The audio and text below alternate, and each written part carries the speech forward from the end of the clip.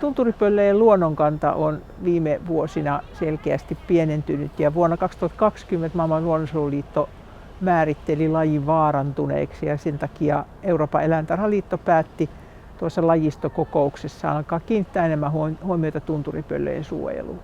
Meidän on tarkoitus käydä läpi meidän eläintarhojen tunturipöllökanta ja katsoa, mikä sen perimäaines on ja onko se tarpeeksi hyvä, jotta sillä sitten voidaan tehdä jotakin asian hyväksi, jos tuo luonnon lintujen määrä alkaa nopeasti pudota. Materiaalia on hirveän paljon, jota ei koskaan käyty läpi, ja puhutaan tämmöistä kantakirjan puhdistamisesta, ja sen puhdistaminen on tässä tapauksessa aikamoinen operaatio, kun siellä on 3500 lintua, josta osa on haamuja. Niitä ei ole siis olemassakaan. Osa linnuista on siirtynyt tarhoihin, joita me ei pystytä jäljittämään. Ja ennen kuin me saadaan selville, mikä se todellinen kanta on, niin siinä menee aikaa. Tässä vaiheessa tunturipöllön kantakirja on siinä vaiheessa, että olen ottanut sen hoitaakseni ja nyt meillä on menossa tämä kantakirjan puhdistaminen, eli sen saattaminen siihen kuntoon, että sitä voitaisiin käyttää työkaluna.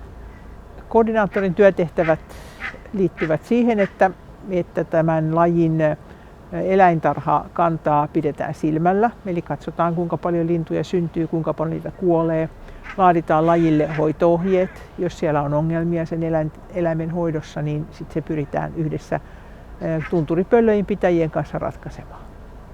No, mä olen aina ollut kiinnostunut pöllöistä. Mä olen ollut Korkeasaaressa töissä kohta 30 vuotta ja pöllöt on ollut se semmoinen lajiryhmä, joka on aina ollut mun sydäntä lähellä. Ja koska mä olen tällä hetkellä Euroopan petolintulajikomitean puheenjohtaja ja se kuuluu siihen meidän lajikomiteaan ja tästä tuli sitten laji, jolle tulee suojeluohjelma, niin se oli jotenkin aika luonnollinen juttu ottaa se hoitaaksi. No, mielenkiintoista tässä on nimenomaan työskentely yhdessä muiden tunturipöllöjen pitäjien kanssa. Ja juuri se, että me saadaan olosuhteet tarhoissa mahdollisimman hyväksi. Että me saadaan ne linnut lisääntymään, joita me halutaan lisäännyttää.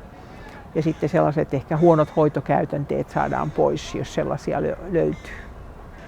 Tällaisen lisääntymisohjelman perimmäinen tarkoitus on alkaa vapauttaa eläimiä luontoon, jos sitä tarvitaan. Juuri tällä hetkellä luultavasti sitä ei tarvita, mutta me valmistaudumme siihen, että jos tilanne menee pahemmaksi, meillä on ne taidot olemassa näiden lintujen luontoon palauttamiseen. Ja siihen liittyy sitten erilainen tutkimustoiminta. Meidän pitäisi selvittää ihan ensimmäiseksi, miksi tunturipöllö vaarantuu. Ei ole olemassa muuta kuin teorioita siitä. Ilmastonmuutos on sellainen, joka on heitetty siihen, mutta meidän pitäisi selvittää, mitkä tekijät siellä taustalla vaikuttaa. Tervetuloa Eläinten saarelle. Korkeasaari.